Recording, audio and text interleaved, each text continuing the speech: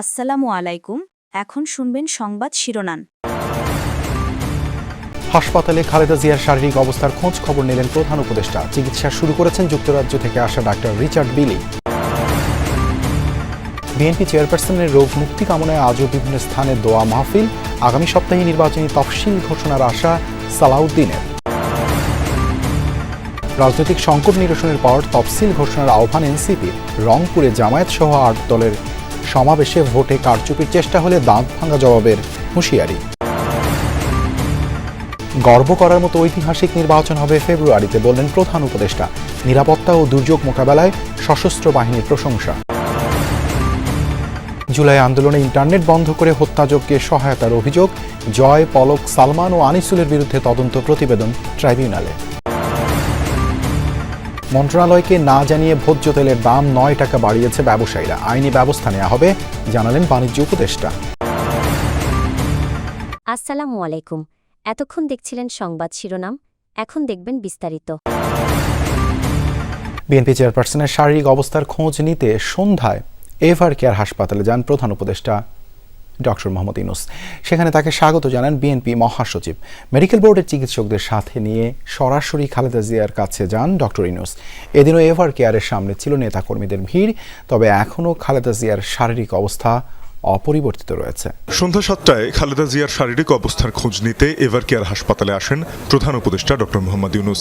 তাকে স্বাগত জানান বিএনপি মহাসচিব। পরে ব্যক্তিগত চিকিৎসক ডাক্তার AZM জাহিদ হোসেন এবং মেডিকেল বোর্ডের প্রধান শাহাবুদ্দিন তালুকদারকে সাথে নিয়ে খালেদা জিয়ার চিকিৎসার সরাসরি অগ্রগতি সম্পর্কে জানতে চান ডক্টর ইউনূস। গত 23 নভেম্বর থেকে এভার কেয়ার হাসপাতালে চিকিৎসাধীন বিএনপি চেয়ারপারসন বেগম খালেদা জিয়া। অবস্থা গুরুতর হলে 27 নভেম্বর তাকে সিসিইউতে স্থানান্তর করা হয়। এরপর থেকেই দলের নেতা কর্মী সহ অনেকে উদ্বিগ্ন হয়ে ভিড় করতে থাকেন হাসপাতালের গেটে।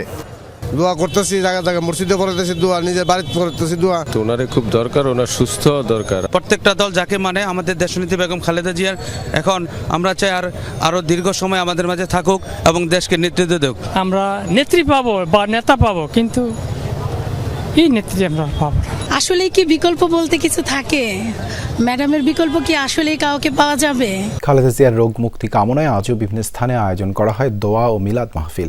পাড়া মহল্লার এসব আয়োজনে বিএনপি ও অঙ্গ সংগঠনের নেতাকর্মী ছাড়াও যোগ দিয়েছেন সাধারণ মানুষও। আল্লাহর কাছে খালেদা জিয়াকে সুস্থ করে ফিরিয়ে দেওয়ার ফরিয়াদ রাজনীতিবিদ থেকে সাধারণ মানুষের মোনাজাতে।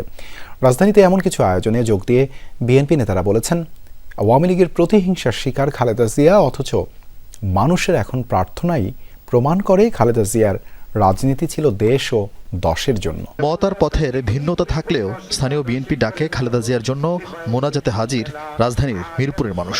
সিটি ক্লাব মাঠে হাজারো মানুষের সম্মিলিত কণ্ঠে খালেদা জিয়াকে সুস্থ করে দেওয়ার প্রার্থনা। নয়াপল্টনে মিলাদের আয়োজন করে জাতীয়তাবাদী পল্লী চিকিৎসক অ্যাসোসিয়েশন। সেখানে খালেদা জিয়ার সংগ্রাম আর আপোষহীনতার কথা তুলে ধরেন বিএনপি নেতা আব্দুল মঈন খান। স্বৈরাচারী আওয়ামী লীগ সরকার এক সময় হঠাৎ একটি সিদ্ধান্ত নিয়েছিল, একদিনে, আমি আমার নিজের গ্রামের অঞ্চল থেকে জানি, একদিনে হাজার হাজার পল্লী চিকিৎসককে গ্রেফতার করা হয়েছে।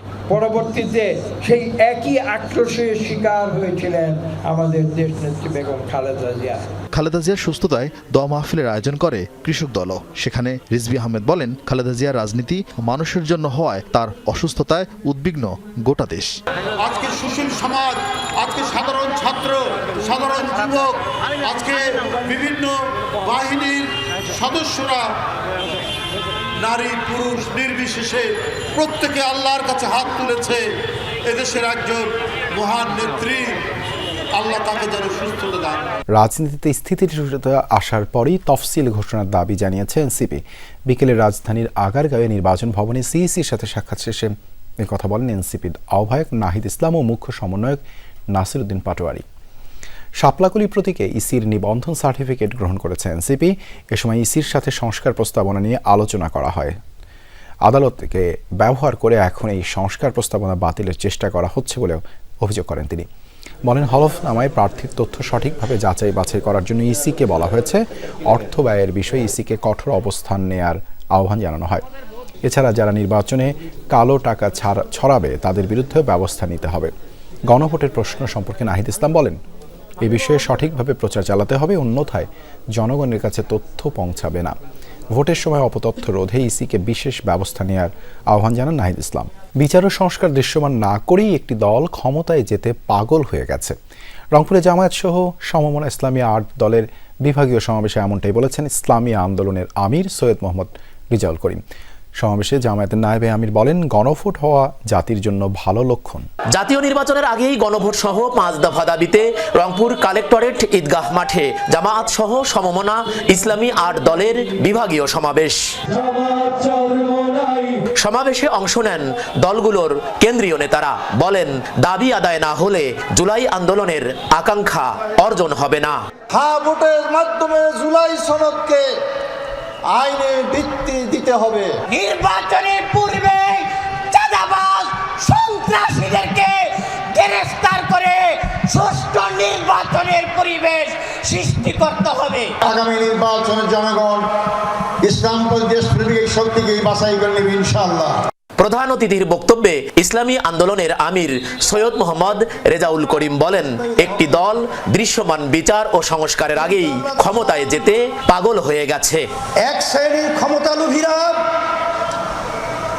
সংস্কার এবং দৃশ্যমান বিচারকে গুরুত্ব না দিয়ে ক্ষমতা যাওয়ার জন্য শুধু পাগল নয়, ডবল পাগল হয়ে গেছে। আগামী ফেব্রুয়ারির সংসদ নির্বাচন ঐতিহাসিক ও উৎসব মুখর করতে সশস্ত্র বাহিনী গুরুত্বপূর্ণ ভূমিকা রাখবে, এমন আশা প্রকাশ করেছেন প্রধান উপদেষ্টা ডক্টর মোহাম্মদ ইউনূস। তিনি বলেন, এই নির্বাচন জাতির কাছে ইতিহাস হয়ে থাকবে। সকালে ন্যাশনাল ডিফেন্স কোর্স ও আর্মড ফোর্সেস ওয়ার কোর্সের সমাপনী অনুষ্ঠানে কথা বলেন তিনি। অনুষ্ঠানে বেগম খালেদা জিয়ার জন্য দেশবাসীর কাছে দোয়া চেয়েছেন প্রধান উপদেষ্টা। ন্যাশনাল ডিফেন্স কোর্স এবং আর্ম ফোর্সেস ওয়ার কোর্স 2025-এর কোর্স সমাপনী অনুষ্ঠান defence services command and staff college কমপ্লেক্সের এই অনুষ্ঠানে যোগ দেন প্রধান উপদেষ্টা ডক্টর মোহাম্মদ ইউনূস। কোর্স সম্পন্নকারী অফিসারদের হাতে সনদ তুলে দেন তিনি। অনুষ্ঠানে ডক্টর ইউনূস ফেব্রুয়ারির নির্বাচনে সশস্ত্র বাহিনী গুরুত্বপূর্ণ ভূমিকা রাখবে বলে আশা প্রকাশ করেন। বলেন, এই নির্বাচন জাতির কাছে ঐতিহাসিক হয়ে থাকবে।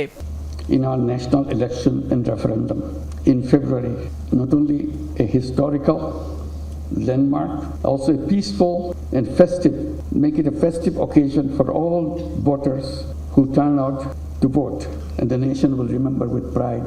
জুলাই আন্দোলনে ইন্টারনেট বন্ধ করে হত্যাযজ্ঞে সহায়তার অভিযোগে সাবেক প্রধানমন্ত্রী শেখ হাসিনার ছেলে ও তার আইসিটি বিষয়ক উপদেষ্টা সজীব ওয়াজেদ জয় সহ অন্যদের বিরুদ্ধে তদন্ত প্রতিবেদন হাতে পেয়েছে ট্রাইব্যুনালের প্রসিকিউশন। আগামীকাল আনুষ্ঠানিক অভিযোগ দাখিল করবে আন্তর্জাতিক অপরাধ ট্রাইব্যুনালের প্রসিকিউশন। অন্য আসামিদের মধ্যে রয়েছেন সাবেক আইসিটি প্রতিমন্ত্রী জুনাইদ আহমেদ পলক, সাবেক আইনমন্ত্রী আনিসুল হক ও তৎকালীন প্রধানমন্ত্রীর বেসরকারি বিনিয়োগ বিষয়ক উপদেষ্টা সালমান এফ রহমান। জয় ও পলকের বিরুদ্ধে অভিযোগ, ইন্টারনেট ব্ল্যাকআউট করে আন্দোলনে সংগঠিত হত্যাকাণ্ডে গোপনে সহায়তা করা, যাতে এ সম্পর্কে দেশ ও বিদেশ থেকে কেউ কিছু জানতে না পারে। আর কারফিউ ঘোষণার পর ছাত্র জনতাকে হত্যার পরিকল্পনার অভিযোগে আনিসুল হক ও সালমান এফ রহমানের বিরুদ্ধে জুনায়েদ আহমেদ পলক, আনিসুল হক ও সালমান এফ রহমান বর্তমানে বিভিন্ন মামলায় কারাগারে রয়েছেন। বাণিজ্য মন্ত্রণালয়ের অনুমোদন না নিয়ে হঠাৎ করে বোতলজাত সয়াবিন তেলের দাম লিটারে 9 টাকা বাড়িয়ে দিয়েছে ব্যবসায়ীরা। এর মাধ্যমে আমদানিকারক ও বাজারজাতকারী প্রতিষ্ঠানগুলো আইন লঙ্ঘন করেছে বলে জানিয়েছেন বাণিজ্য উপদেষ্টা। ক্ষুব্ধ উপদেষ্টা বলেন, এভাবে সিন্ডিকেট করে তেলের দাম বাড়ানো কোনোভাবেই গ্রহণযোগ্য নয়। এক্ষেত্রে আইনগত ব্যবস্থা নেওয়া হবে। ভোক্তা অধিকার সংগঠন ক্যাব সভাপতিও এভাবে সয়াবিন তেলের দাম বাড়ানো অন্যায় বলেছেন। এক্ষেত্রে জড়িতদের কঠোর শাস্তি দাবি করেছেন তিনি।